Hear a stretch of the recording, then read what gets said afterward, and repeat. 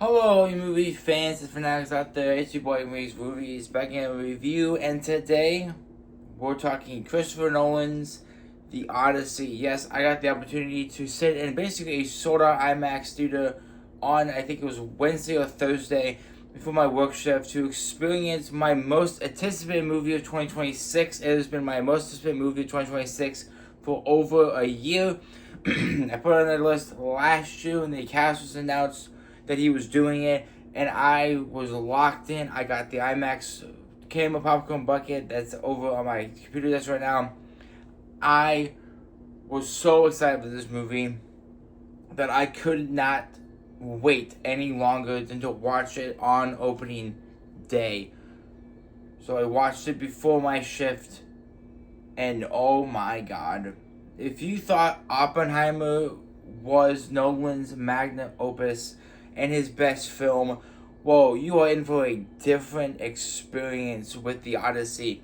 Chris Nolan's The Odyssey is the adaptation of, some would say, Homer's adaptation of what Odysseus went through to get back from Ithaca after winning the Trojan War, and we meet some villains along the way of his journey with the Cyclops, Circe, Calypso, and among others that stop him and keep him from returning back home to Penelope, his wife, and his son Telemachus. Now, I will have to say, though, is when I walked into this movie, I did the one thing that everybody should do.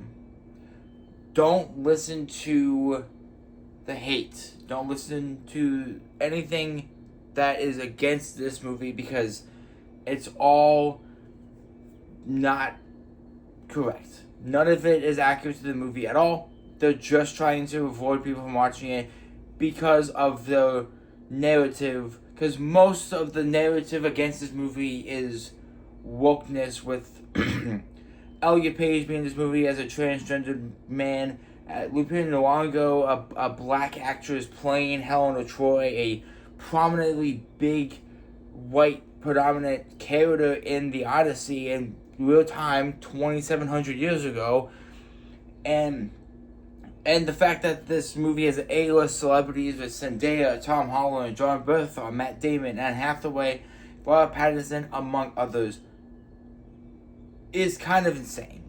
So, I'm here to give my full thoughts of this movie after I slept on it and waited a couple days to get my full thoughts circled in, because I want you guys to know how amazing this film is.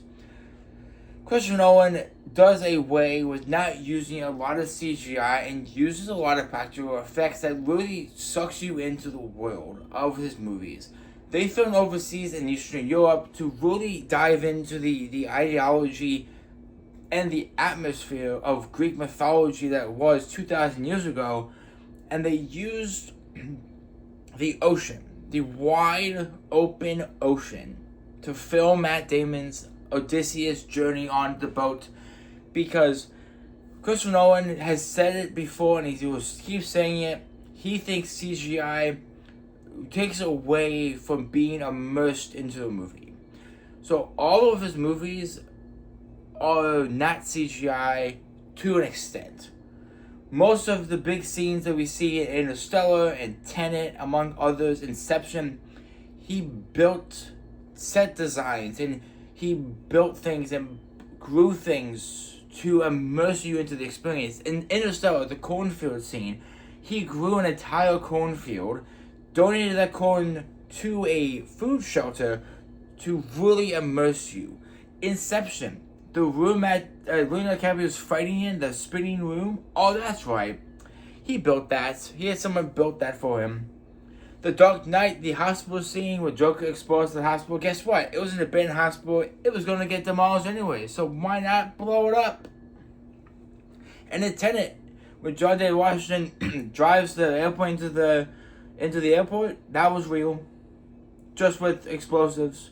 Same with Oppenheimer. The nuke explosions was made with dynamite and gasoline. So Christopher Nolan does this way of going against the standards of film right now with blue screen and green screen and CGI to make you really get lost in the world. And The Odyssey is a beautiful factor with that. Beautiful wide open ocean, beautiful sunsets, great battle sequences with fire and falling buildings and intricate sets that make you feel like you're actually in the world he's trying to build. As someone who's trying to get into set production design for movies, I can appreciate Christopher Nolan's adaptation and appreciate his extent he goes in all 13 of his movies to make you feel like you're in the actual world instead of using bullshit like CGI and green screen and blue screen to make the world fake enough to make you think it's real.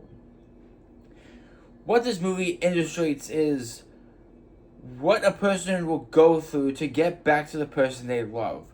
Penelope loved Odysseus greatly in this movie and wanted him to come back so badly and hung on for 7+ years to wait for Odysseus to come back. And multiple people tried to get in the way to get on the throne of Ithaca, including Robert Pattinson's character.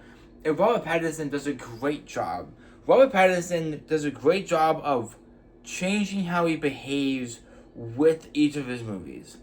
Earlier this year, we saw him in the drama Zendaya, where he's marrying Zendaya in the movie, finds out that she planned a school shooting, didn't do it, has the the overwhelming sign of what do I do, and the confusion, and goes on to try to cheat on her and other things with a coworker of his, and he has the emotional grip of that in the drama. We fast forward to the Odyssey right now, about 5-6 months later, he's playing this rude, buff, dickhead of a character who's being a bully to Telemachus, saying, yeah, fuck your dad, he ain't coming back, bye-bye, I want your mother, come here Penelope, whoa, let me just become the king of Ithaca.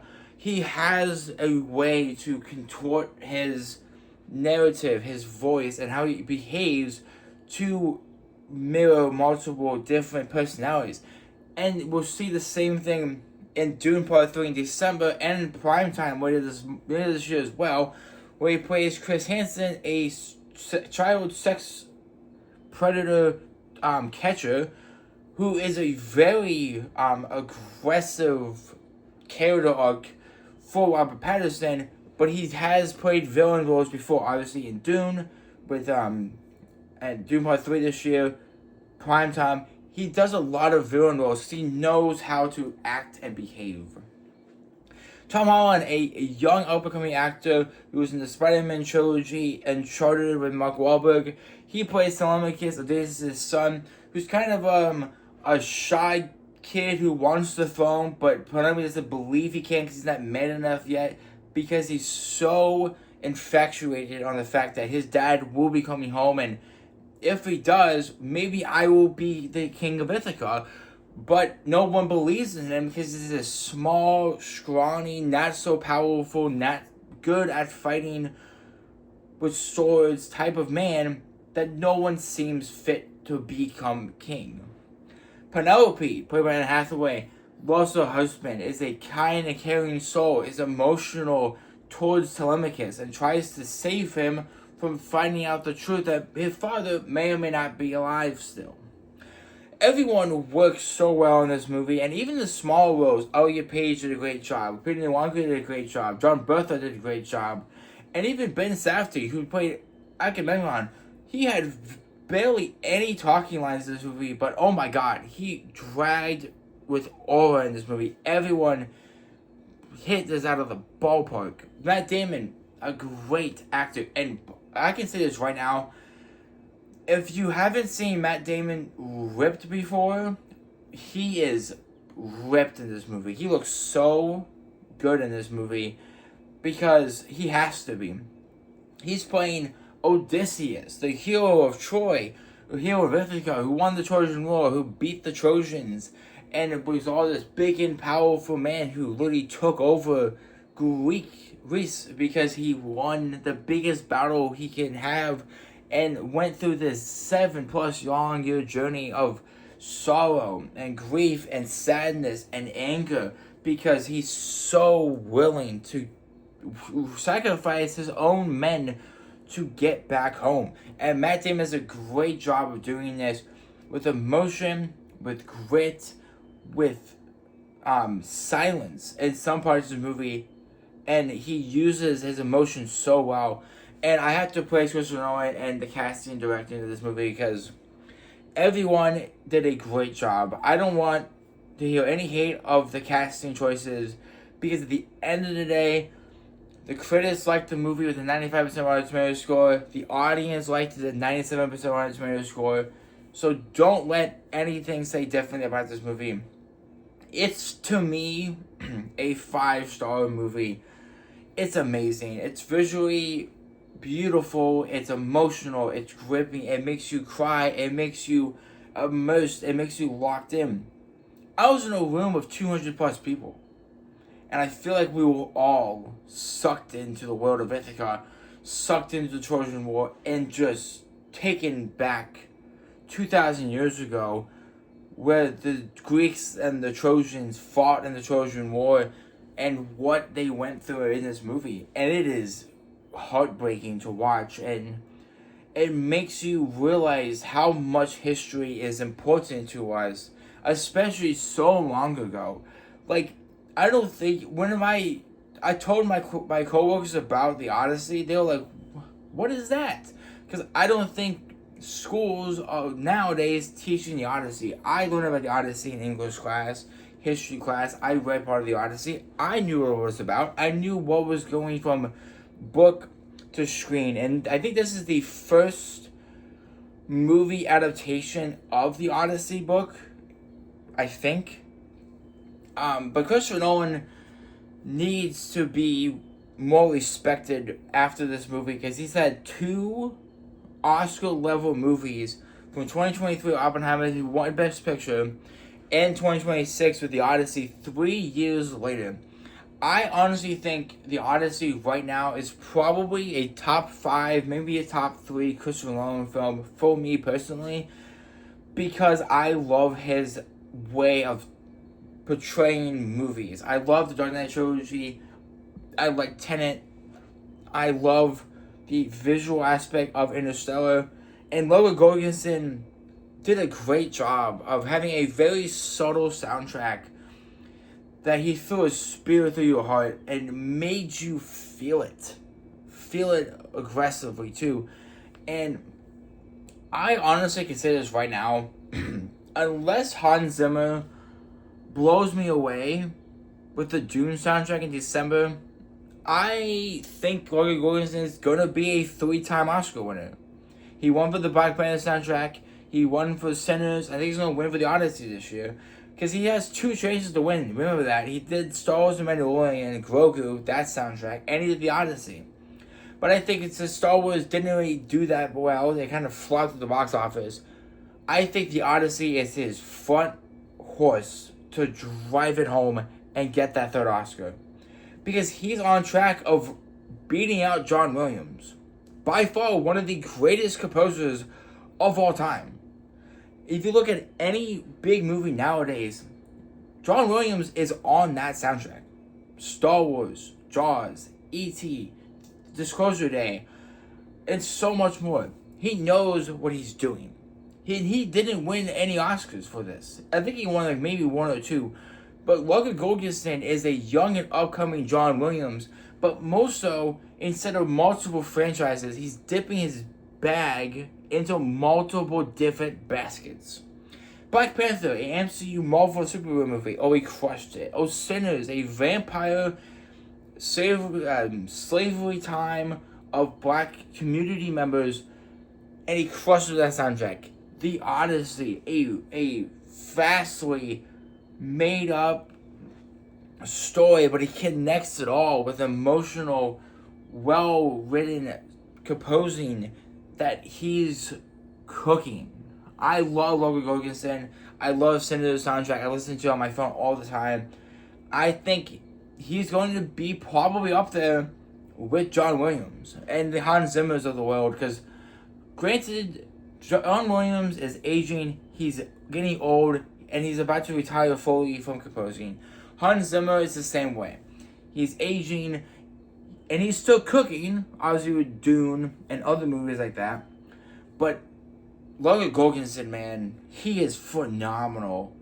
If you haven't watched any movie with his soundtrack, I highly recommend it because he's so good with emotional telling of a soundtrack. Because then all soundtracks have to have music and singing. The Odyssey has no singing at all. No singing. Not at all.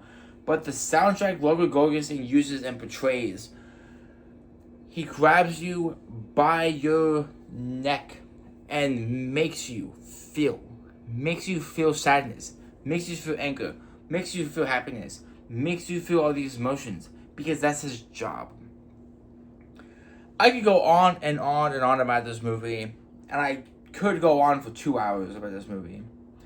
But I have to say, you guys have to go watch it. IMAX 70mm, Dolby, you have to watch it in IMAX. It is beautiful in IMAX. That screen is so worth it. Christopher Nolan filmed it in IMAX to be watched in IMAX. Don't be fooled by the haters. Go see it for yourself and come back and tell me if it's not a 5-star movie for you, because it is a 5-star movie for me.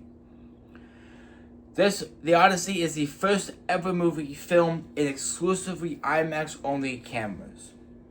So it's only fit to watch it in IMAX. Those cameras are heavy, they're loud, and he used techniques and innovations to make the cameras quieter so he can portray an emotional journey of Odysseus going back to Ithaca from the Trojan War. If you guys seen the Odyssey, comment down below what did you think of the Odyssey. Would you give it a 5 out of 5 stars? And what would you want Nolan's movie to be next? A lot of people want a Christopher Nolan horror movie. I am definitely intrigued to see what he does next.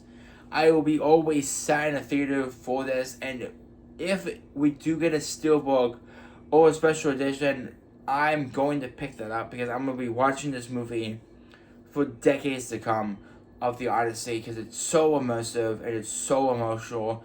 And when I have kids, I want to show them what Christopher Nolan has done in his lifetime, because by the time I have kids, maybe Nolan will either be retired or no longer with us. But until then, I will be sat in a theater for every single Nolan movie because I love his abilities and I trust him.